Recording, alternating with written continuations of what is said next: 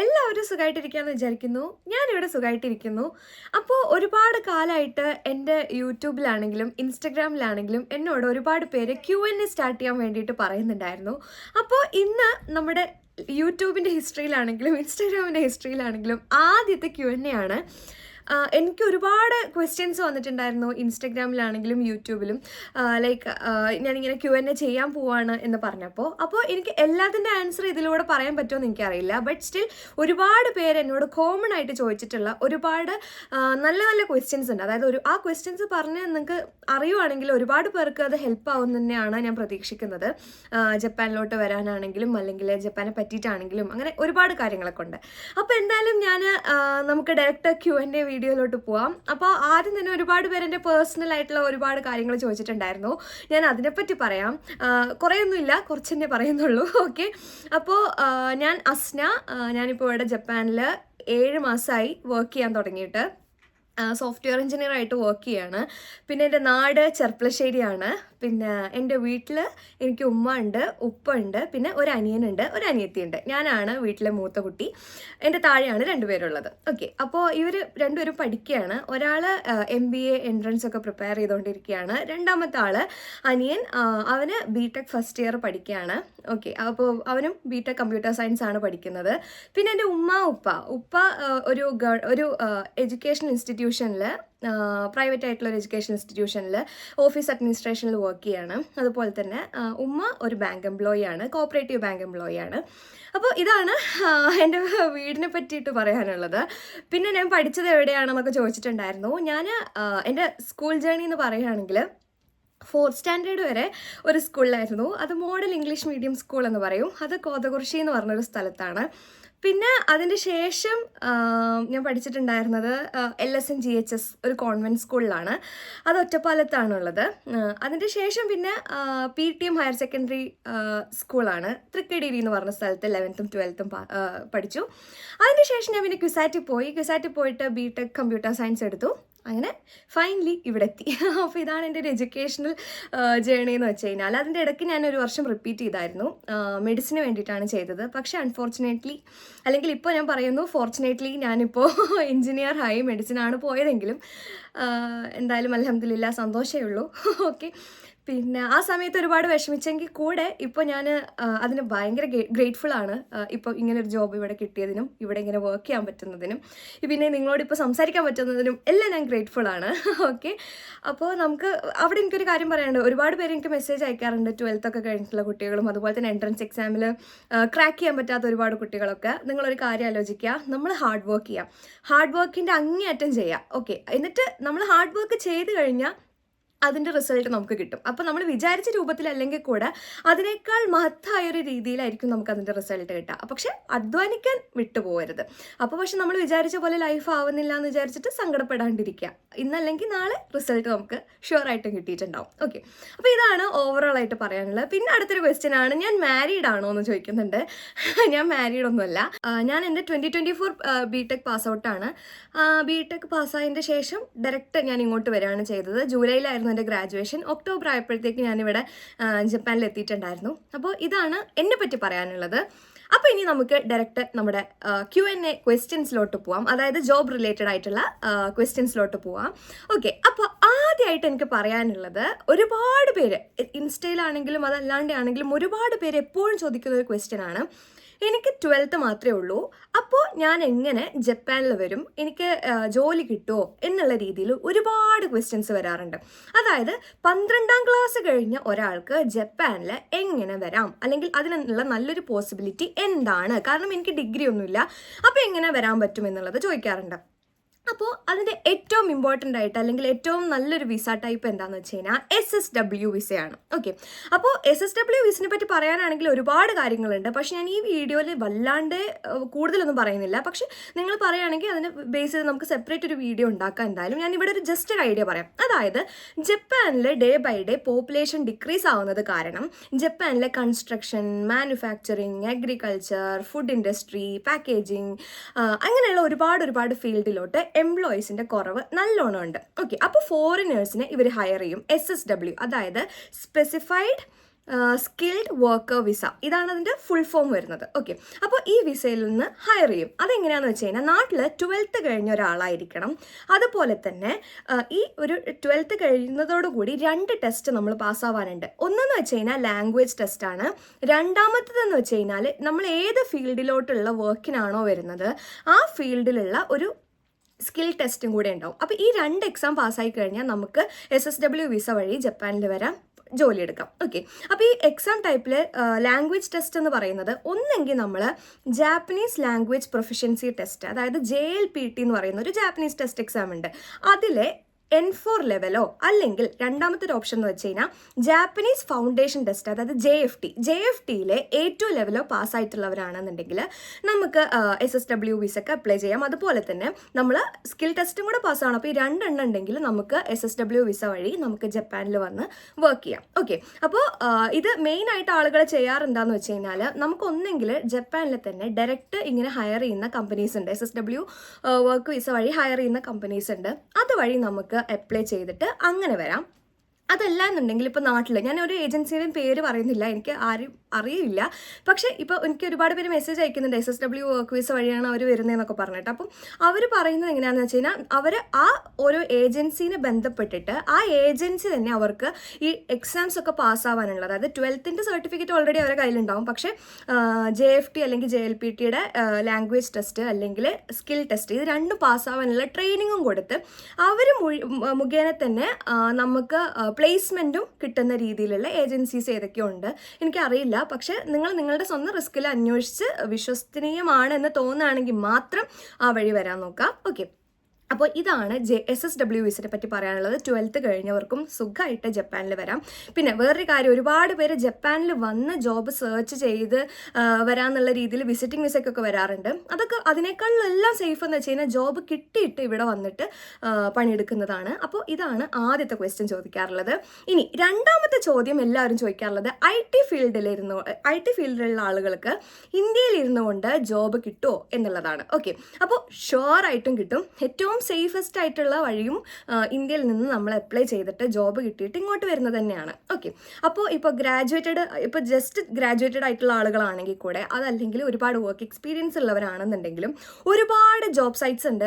അതുപോലെ തന്നെ ഒരുപാട് കമ്പനീസ് ഉണ്ട്, നമ്മുടെ ഫോറിനേഴ്സിനെ എബ്രോഡ് ഹയർ ചെയ്യുന്ന ഒരുപാട് കമ്പനീസ് ഉണ്ട് ജപ്പാനിൽ.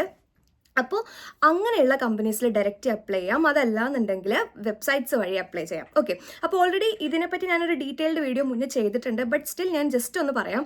അതായത് Tokyo dev, Japan dev, Gaijin pot, Daijob, പിന്നെ വേറൊരു പ്ലാറ്റ്ഫോമാണ് ലിങ്ക്ഡിൻ. ഈ ഒരു 5 വഴി നമുക്ക് ജപ്പാനിലെ ജോബ്സുകൾക്ക് അപ്ലൈ ചെയ്യാം. ഓക്കെ, അപ്പോൾ ഇത് നല്ല പ്ലാറ്റ്ഫോംസ് ആണ്, ഇത് നന്നായിട്ട് യൂട്ടിലൈസ് ചെയ്യാം. അതുപോലെ തന്നെ രണ്ടാമത്തെ ഒരു കാര്യം പറയാനുള്ളത് എന്താണെന്ന് വെച്ച് കഴിഞ്ഞാൽ ജപ്പാനിൽ ഒരുപാട് കമ്പനീസ് ഉണ്ട്, അതായത് ഒരുപാട് ഹൈ സ്കെയിലിൽ തന്നെ നാട്ടിലിരിക്കുന്നവരെ ഹയർ ചെയ്യുന്നത്.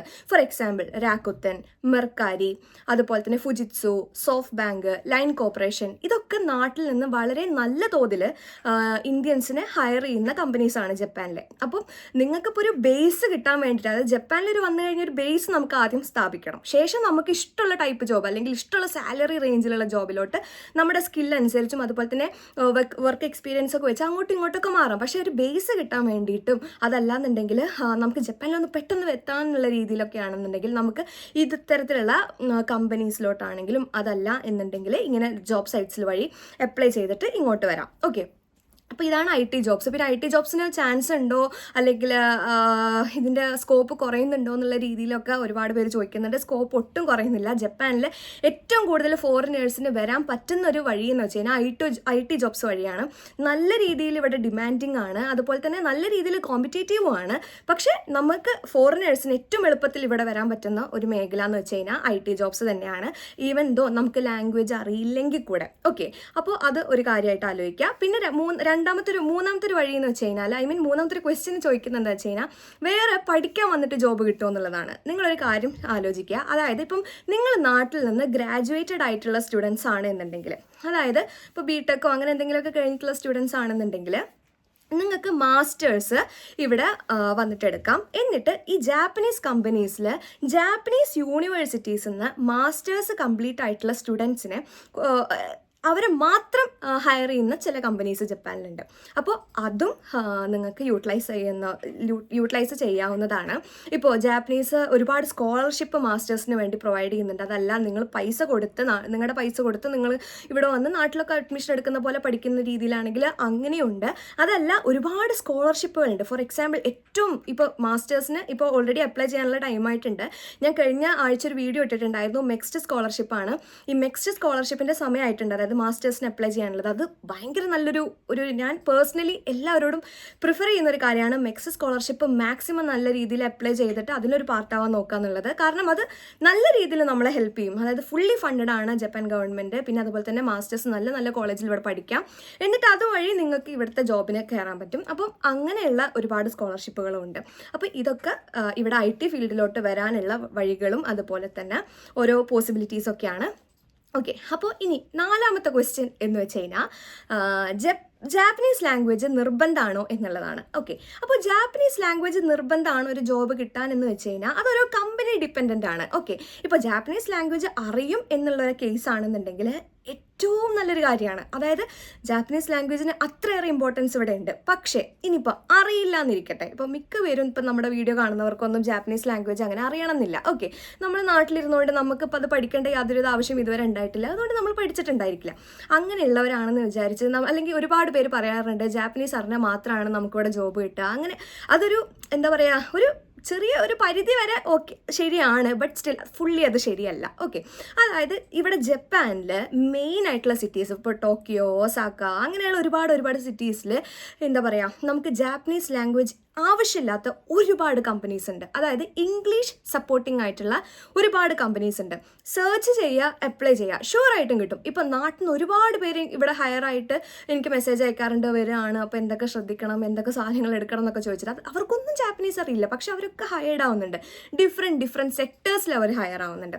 അപ്പോൾ ജാപ്പനീസ് വേണമെന്ന് ചോദിച്ചു കഴിഞ്ഞാൽ കംപ്ലീറ്റ്ലി ഒന്നും ആവശ്യമില്ല. ഇപ്പോൾ ഈവൻ ദോ ഞാൻ പറയാം, ഞാൻ ഒരു ഇൻറ്റേൺഷിപ്പ് പ്രോഗ്രാമിൻ്റെ പാർട്ടായിട്ടാണ് ഇവിടെ വന്നിട്ടുണ്ടായിരുന്നത്. പക്ഷേ ഇപ്പോൾ ഞാൻ ഇവിടെ ഫുൾ ടൈമായിട്ട് ഇവിടെ ജോയിൻ ചെയ്യുന്ന സമയത്ത് പോലും എനിക്കൊരു സർട്ടിഫിക്കേഷൻസും ഉണ്ടായിട്ടുണ്ടായിരുന്നില്ല. എനിക്ക് പക്ഷേ ജാപ്പനീസ് അറിയായിരുന്നു. അതായത് കോൺവെർസേഷൻ ലെവലിൽ ജാപ്പനീസ് ഹാൻഡിൽ ചെയ്യാൻ എനിക്കറിയായിരുന്നു. ഓക്കെ, അതായത് ഞാനത് എങ്ങനെയാണ് പഠിച്ചതെന്നുള്ളതിൻ്റെ വീഡിയോ ഒക്കെ ഞാൻ മുന്നേ ചെയ്തിട്ടുണ്ട്. അത് നിങ്ങൾക്ക് വേണമെങ്കിലും ആ രീതിയിൽ വീട്ടിലിരുന്നുകൊണ്ട് പഠിക്കാവുന്നതേ ഉള്ളൂ. എവിടെയും കോച്ചിങ്ങിനൊന്നും പോകേണ്ട ആവശ്യമൊന്നുമില്ല. ഓക്കെ, അപ്പോൾ ആ വീഡിയോ വേണമെങ്കിൽ റെഫർ ചെയ്യാം. അതല്ല എന്നുണ്ടെങ്കിൽ നിങ്ങൾക്ക് എങ്ങനെയെങ്കിലുമൊക്കെ പഠിക്കാം, ജസ്റ്റ് ഒരു കോൺവെർസേഷൻ ലെവലിൽ അത് അറിയുന്നുണ്ടെങ്കിൽ സിമ്പിളായിട്ട് നമുക്കിവിടെ ജീവിക്കാം. ഓക്കെ, പക്ഷേ തീരെ ജാപ്പനീസ് അറിയാണ്ട് ജപ്പാനിൽ സർവൈവ് ചെയ്ത് പോവാന്ന് പറയുന്നത് കുറച്ച് ബുദ്ധിമുട്ട് തന്നെയാണ്. പക്ഷെ ജോലിയുടെ പർപ്പസിന് ഞാൻ പറയാണ്, ജാപ്പനീസ് അത്ര മസ്റ്റ് അല്ല. ഓക്കെ, ഉണ്ടെങ്കിൽ വളരെ നല്ലതാണ്. ഓക്കെ, അപ്പോൾ അങ്ങനെയാണ്. പിന്നെ എന്താണെന്ന് വെച്ച് കഴിഞ്ഞാൽ ജപ്പാനിൽ വരാൻ പറ്റുന്ന വേറൊരു വഴിയും കൂടിയാണ് ഇന്റേൺഷിപ്പ് എന്ന് പറയുന്നത്.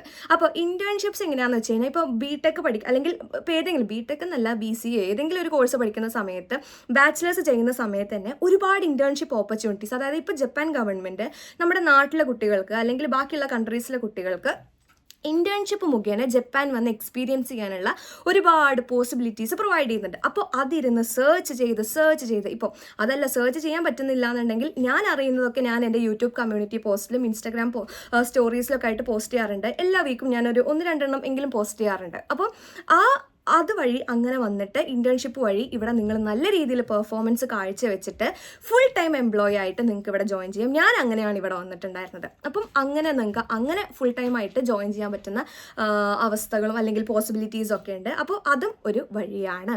ഓക്കെ, അപ്പോൾ ഇപ്പം തന്നെ നിങ്ങൾക്ക് ഏകദേശം ഒരു പരിധി വരെ ആളുകൾക്കുള്ള ക്വസ്റ്റ്യൻസിൻ്റെ ആൻസർ കിട്ടിയിട്ടുണ്ടാവും. ഇനിയും ഉണ്ട് ഒരുപാട് പേര് അവരുടെ ഫീൽഡ്സിൽ എങ്ങനെയാണ് ജോബ് കിട്ടാമെന്ന് ചോദിച്ചിട്ടുണ്ട്.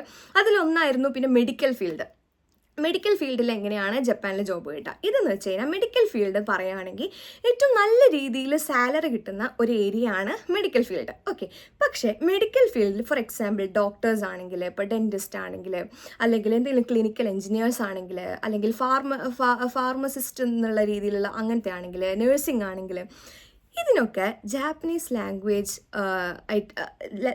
ലാംഗ്വേജിലുള്ള മെഡിക്കൽ സർട്ടിഫിക്കേഷൻ നമ്മളിവിടെ എടുത്തേ പറ്റും.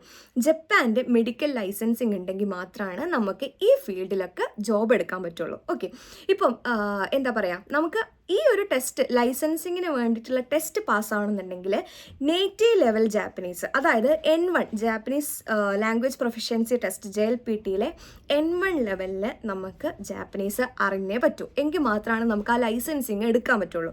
കുറച്ച് ബുദ്ധിമുട്ടുണ്ട്, നമുക്കങ്ങനെ എളുപ്പത്തിലാണെന്നുള്ളൊരു കാര്യം പറയാൻ പറ്റില്ല. പക്ഷെ കിട്ടിക്കഴിഞ്ഞ് കഴിഞ്ഞാൽ നല്ലൊരു വഴിയാണ്. കാരണം നല്ല രീതിയിൽ സാലറി കിട്ടുന്ന ഒരു പണി തന്നെയാണ് ഇവിടെ മെഡിക്കൽ ഫീൽഡിൻ്റെ ഒരു സെക്ടർ എന്ന് പറയുന്നത്. ഓക്കെ, അപ്പോൾ ഇതാണ് മെഡിക്കൽ ഫീൽഡിനെ പറ്റി എനിക്ക് പറയാനുള്ളത്. പിന്നെ അടുത്തൊരു ക്വസ്റ്റ്യൻ എല്ലാവരും ചോദിക്കാറുള്ളതാണ്, ഇംഗ്ലീഷ് ടീച്ചിങ് ജോബ്സിന് ജപ്പാനിൽ സ്കോപ്പ് ഉണ്ടോ എന്നുള്ളത്.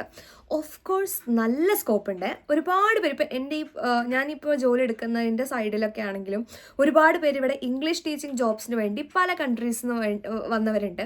അപ്പോൾ അതിന് നല്ല സ്കോപ്പ് ഉണ്ട്. ഇപ്പോൾ ഒന്നെങ്കിൽ നമുക്ക് ഇപ്പം ഞാൻ നേരത്തെ IT ജോബ്സിൻ്റെ കാര്യം പറഞ്ഞ പോലെ തന്നെ ഓരോരോ സൈറ്റുകളുണ്ട് ഇങ്ങനെ ഇംഗ്ലീഷ് ടീച്ചിങ് ജോബ്സിന് അപ്ലൈ ചെയ്യേണ്ടത്. അതുവഴി അപ്ലൈ ചെയ്യാം. അതല്ല എന്നുണ്ടെങ്കിൽ അപ്പോൾ ആ സൈറ്റുകൾ ഏതൊക്കെയാണെന്ന് വെച്ച് കഴിഞ്ഞാൽ ഇപ്പോൾ ഗായ്ജിൻ പോട്ട്, ഒഹായോ സെൻസെ, ടീച്ചവേ, ഇതൊക്കെ മേജറായിട്ടുള്ള കുറേ ഈ ടീച്ചിങ് ജോബ്സിന് വേണ്ടിയിട്ട് അപ്ലൈ ചെയ്യാൻ പറ്റുന്ന സൈറ്റുകളാണ്. അപ്പോൾ അതുവഴി അപ്ലൈ ചെയ്യാം. അതല്ല എന്നുണ്ടെങ്കിൽ ഏറ്റവും ഒരു സെറ്റായിട്ട് എന്നൊക്കെ പറയില്ലേ, അതുപോലത്തെ ഒരു പ്രോഗ്രാമാണ് ജപ്പാൻ ഗവൺമെൻറ് സ്പോൺസേർഡ് ആയിട്ടുള്ള JET പ്രോഗ്രാം, അതായത് JET. ഓക്കെ, ഈ ഒരു പ്രോഗ്രാം വഴി നമുക്ക് അപ്ലൈ ചെയ്യാവുന്നതാണ്. പക്ഷേ ഒരു കാര്യം ശ്രദ്ധിക്കുക, ഇത് അത്യാവശ്യം നല്ല രീതിയിൽ കോമ്പറ്റേറ്റീവ് ആണ്. കിട്ടാനുള്ള ചാൻസ് എന്ന് വെച്ച് കഴിഞ്ഞാൽ കുറച്ച് കുറവായിരിക്കും.